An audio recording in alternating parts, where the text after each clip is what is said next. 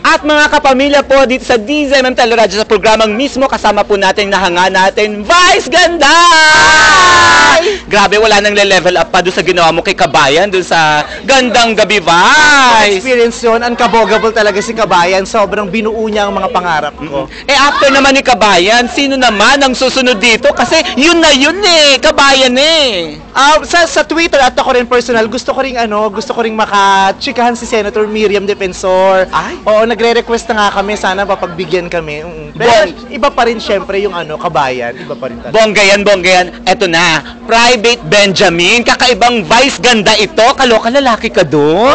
Sa militar, masama ang loob ko pero wala akong choice. Nagpakalalaki ko, pumasok ako sa militar. Yan, internalized talaga ha, ganyan. Anyway, love life, kumusta daw?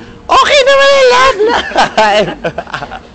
Anyway, invite mo na po ang mga fans natin sa mismo para sa Private Benjamin. At syempre, Gandang Gabi Vice.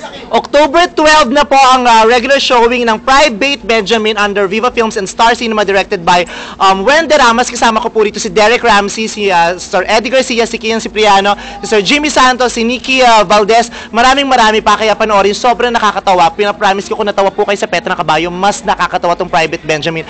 Premiere night sa October 11. Manood ka. Yes, of course. Ano pa pinapangarap ng isang Vice Ganda? Nasa yun ang lahat. Ay, hindi naman. Maraming wala sa akin, kung box office na itong hit itong movie mo ano ba ang award? Best Actor, Best Actress? Ay, hindi naman ako magaling na actress o actor. Hindi ko hinahangad yung award talaga. Parang hindi sa akin yun. Ayan, yan po si Vice Ganda. Muli po para sa mismo, ito po si Papa Awal Pass para sa DZMM Teleradyo, ABS-CBN. Thank you. Thank you.